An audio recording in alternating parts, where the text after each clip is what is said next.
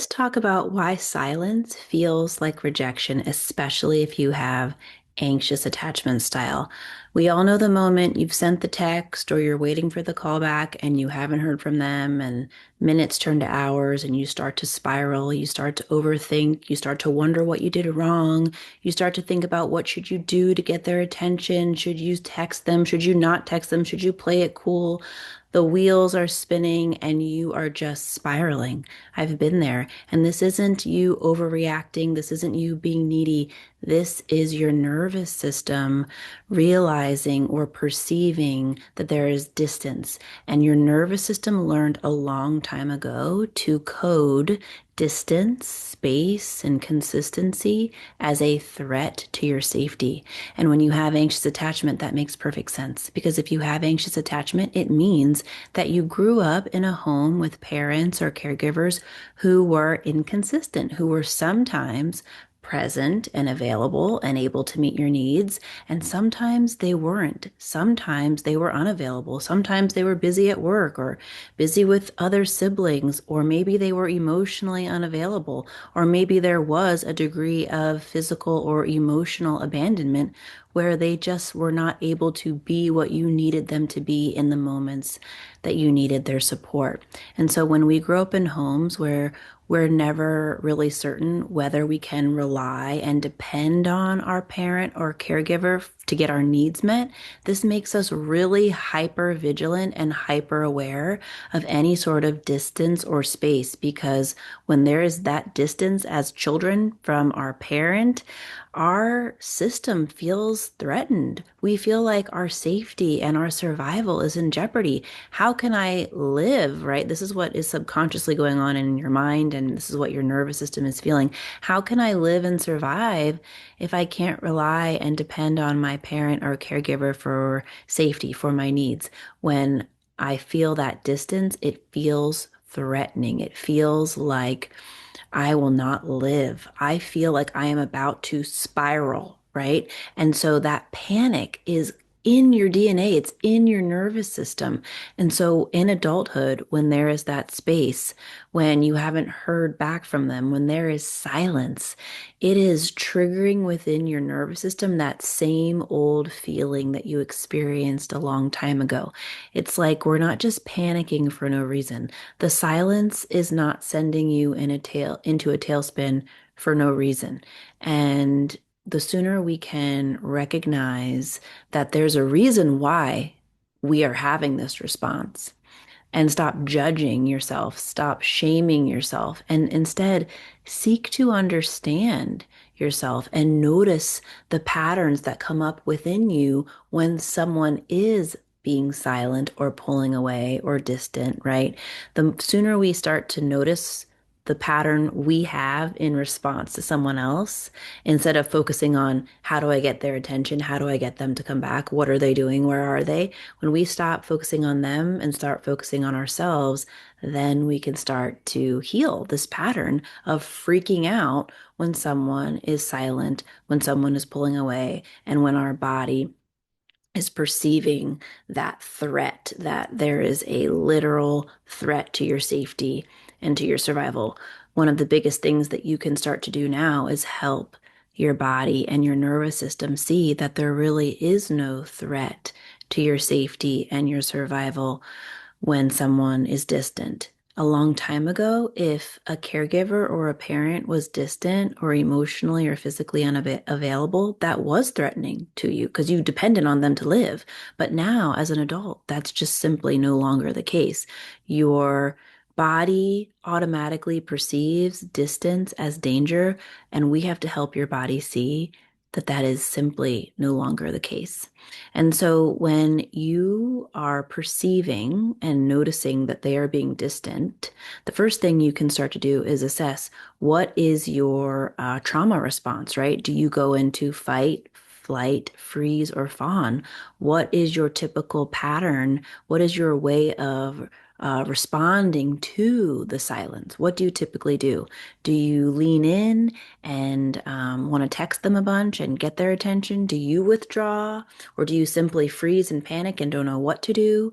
Do you start to kind of people please and try to see how you can, be this perfect version of yourself, try to get them to come back? What is your typical pattern?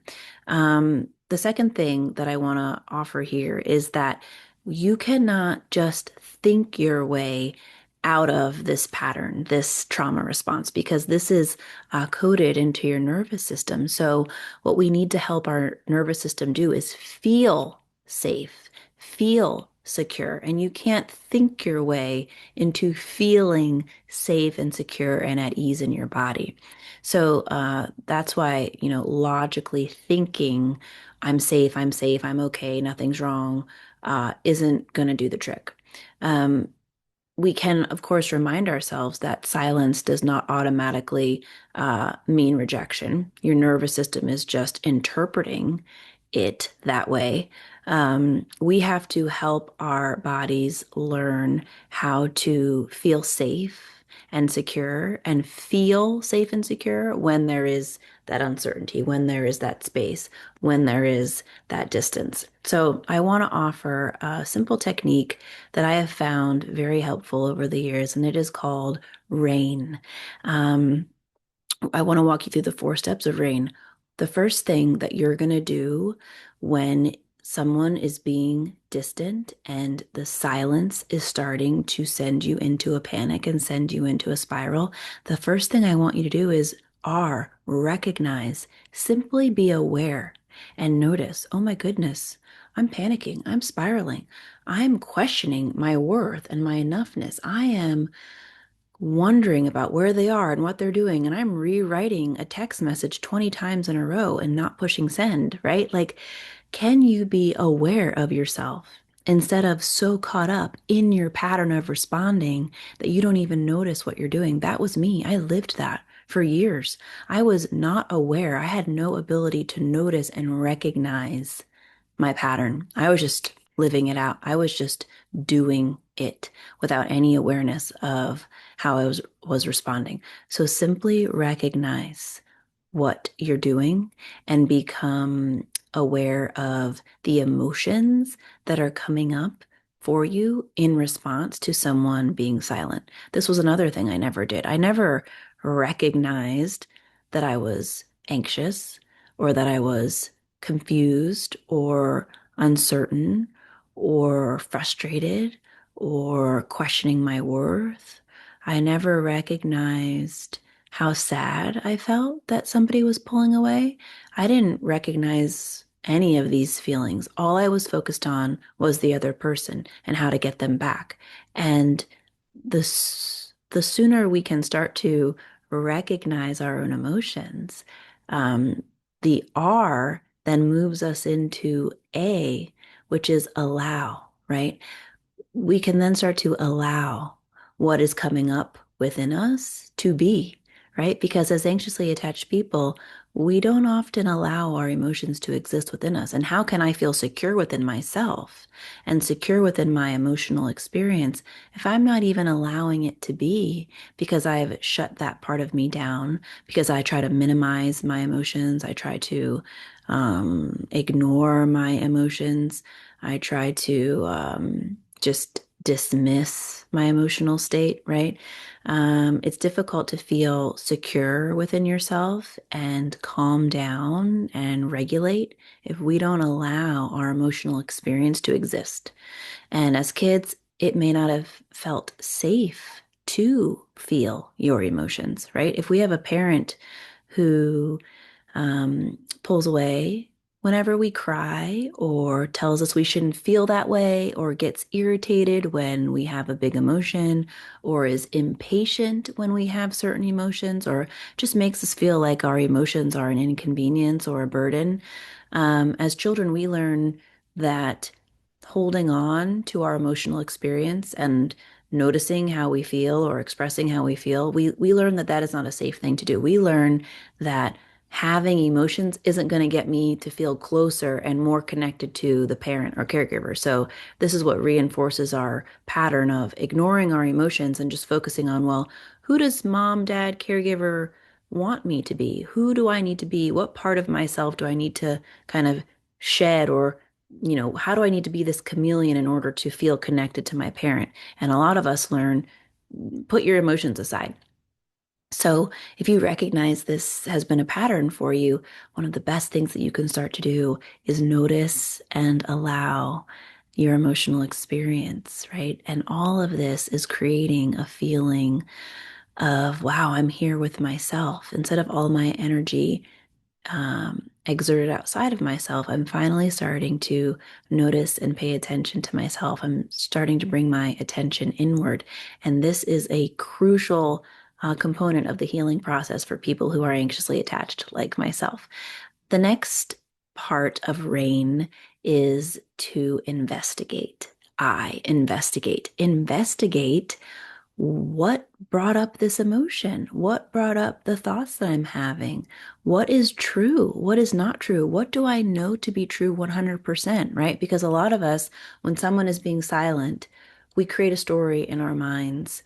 We automatically fill in the gaps that we don't know because we don't really know why they haven't responded yet. We fill in the gaps and we start making assumptions and we try to come up with the conclusion as to why they haven't responded and why they've been silent. But we don't really know until we've heard from them. We don't know. So the best thing that you can start to do is be as objective as you can about the situation so that you can de-escalate and name very clearly what has happened, what hasn't happened, where this emotion is stemming from, and start to think about what would help me ease and soothe the emotion that I'm noticing that's coming up within me right now. And any thoughts that you're having, be sure before you just run with whatever thought you're having, you have to be radically honest with yourself about do I know this to be true or not? And then the last part of RAIN, the N, is for nurture. This is when instead of trying to close the gap between us and the other person, and instead of trying to get the text message back in order to feel calm, right? Because that's what we're seeking, right? When there's silence, what we're wanting is their text, their callback, whatever it is, because we're wanting to feel soothed. We're wanting reassurance. We're wanting relief. We're wanting comfort. And when someone is unable or unwilling to give you these things, give you these needs, fulfill these needs, you need to begin to practice offering these needs to yourself. This is how we nurture ourselves. This is how we soothe our own emotional discomfort.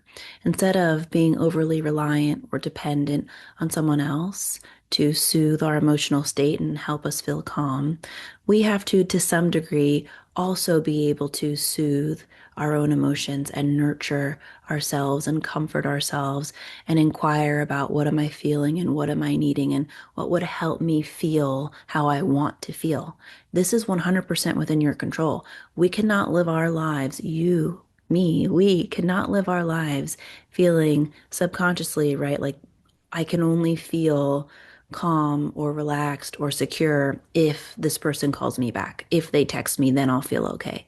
I don't want you to live like that. Now, I want to add a bit of nuance here. Of course, you are completely valid in seeking reassurance, seeking comfort, seeking clarity from the other person, wanting to have a conversation, wanting to get the call back, right? 100% valid. And you should seek that.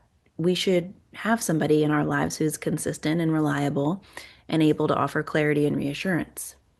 And if someone is unavailable and being silent, I want you to have the tools to be able to give yourself the reassurance that you're seeking in them. Whatever you're wanting from someone else, I want you to be able to have the tools to also give to yourself.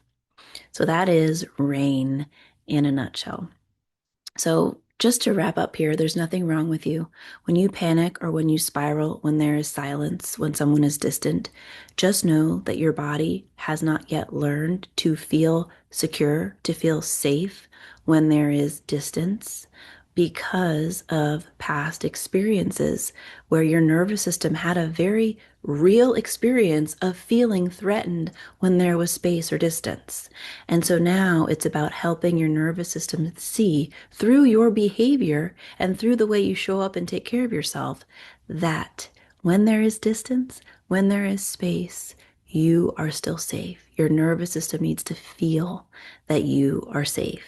And that rain practice is a beautiful way to help yourself feel the experience of security and safety. Simply by noticing and naming your emotions, you're being with yourself, you're noticing yourself, you're paying attention to yourself, you're offering yourself a safe container. You're able to offer yourself reassurance and understanding. And that, in and of itself, is a way to help yourself feel safe, to have this felt experience of safety, regardless of what other people do. And that is my entire mission, to heal anxious attachment, to give you the tools to heal anxious attachment and feel secure within yourself, regardless of what other people do. When other people's energy shifts, your security does not have to. So until the next video, I will see you then. And if this resonated with you and you want more support, I have a membership program, the Secure Collective, where we meet once a month live to get your questions answered and dive deeper into how to heal anxious attachment. If you want to learn more about it, the link is in the caption below. Until next time.